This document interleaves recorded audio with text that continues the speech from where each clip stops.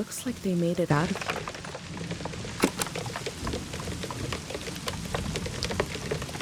When I was a kid, I heard voices talking inside the sound of rain.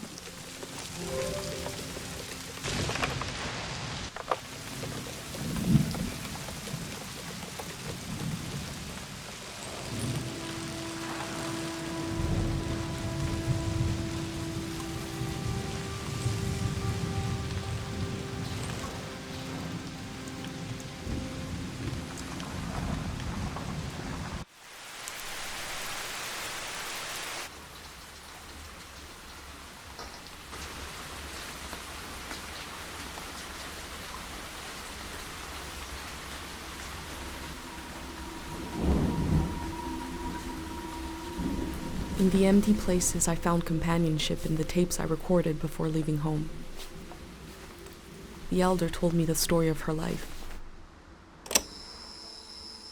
I listened back to it, ready to note down anything that seemed important.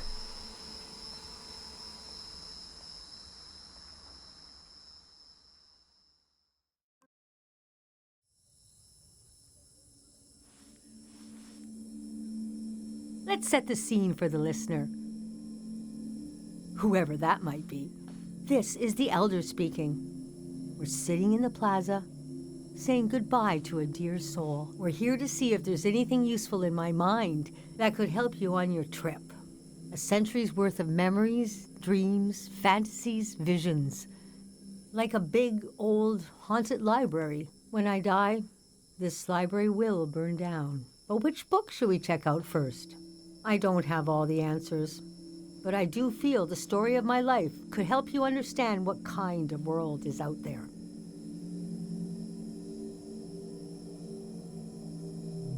It's okay not to understand everything right away.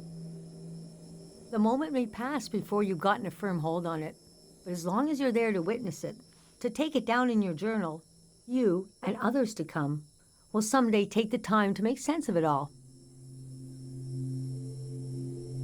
Francis Cale, if you must know. You can call me Frank. Or Elder. Or the Elder. Or Elder Frank. You know, whatever. I don't care. I was born on the ocean. My mother and father worked on a cruise ship. The short-lived but glorious watery republics. Floating cities. Most won their independence by the time I was born. How can I describe them? They were a jewel of the golden season. Pleasure boats with a radical political program. How nice. The golden age was a time of flags, logos, mottos, mastheads. My mom taught me to read them. She was the ship's philosopher. My dad was a recycling engineer. Recycling on the ship was a matter of life and death. We had to get the most out of every object and watt of energy. These symbols and gestures were layered with meaning. There are signals in the way you might move your hands or close your eyes. Her job was to manage the symbols and their meanings. She designed the ship's flag, for example. Let me draw it for you. After the war, people were disgusted with groups and symbols. Keep an eye out on your trip. I bet you won't see a signal flag flying. Her name was Augusta Cale. I loved the way the ship would tilt and roll with the waves, especially as I fell asleep. It was so comforting. Picture me as a kid in bed, feeling the swaying. It was like being rocked to sleep as a baby. I loved exploring the ship too, wandering through the suites, the swimming pool, the game rooms. There were 2 dance halls, a large, elegant one and another one in the basement. A lot of my firsts were down there. My first dance, my first kiss, and so forth. Our ship was taken over in the early days of the war. That was the end of the watery republics. I heard the dance hall in the basement became a weapons cache. Took me half my life to say goodbye to the world I knew in my youth. Imagine me and my parents and everyone I knew being escorted off the ship by a company of soldiers. And I'm thinking, I hope they don't make a mess of my room. I was embarrassed by the younger kids who were crying their eyes out, but they knew, I guess. as things got bad, I couldn't imagine the changes were permanent.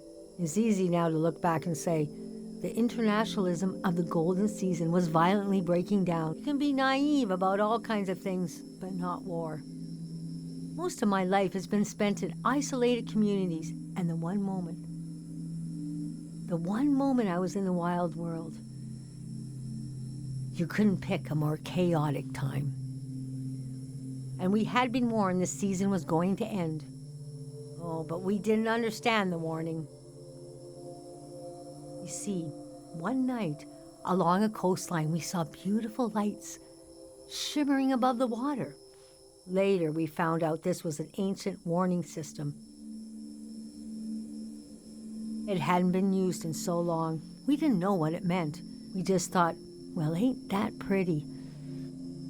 We tried to stick together and camped out on the coast of the prismatic grounds. A kingdom of art and science. They got rich during the golden season. Everything that made them beloved before the wealth came. Passionate, uncompromising, self-obsessed, made them unbearable once they had power. Artists make terrible kings. Are you sure you want me to keep going? The story gets darker from here on.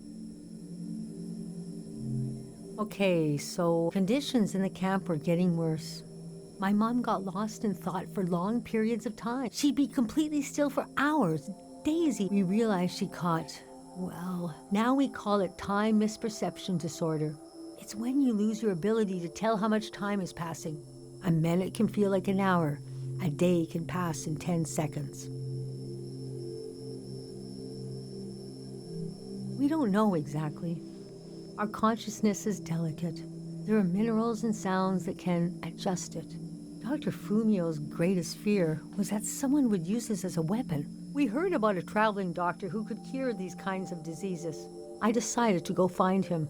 I found out his name was Dr. Fumio, and he traveled with his son Lucio. People talked about him like he was a god. I described my mom's condition to Dr. Fumio. He said there was no cure yet, but there was a village high in the mountains. He thought it was high enough he'd have a better chance at treatment. Lower places are more dangerous. Valleys are the worst. He invited me to join them in going to the village, but I wanted to go back and get my parents and bring them with me. Yes, our Caro village. People thought it had been destroyed, or was a myth, but Lucio had a vision which showed us how to get here. I packed my things and got ready to leave the next morning. That night, my mom came to me and she was standing in a field of flowers. I'd grown since I last saw her. We were the same height. She pressed a finger hard into my palm. She taught me well. I knew the meaning of the gesture. I knew no matter what I did, I'd never see my parents again. In the morning, I told Dr. Fumio I would follow him to Caro village. The next few weeks were very physically tiring, hiking, climbing. And when we found the village, building, planting, cleaning, Fumio brought sick people from all over the world, and they got better. The treatments worked. Everyone was healing, so why couldn't I? One day, we got word the war was over. We never found out how it ended.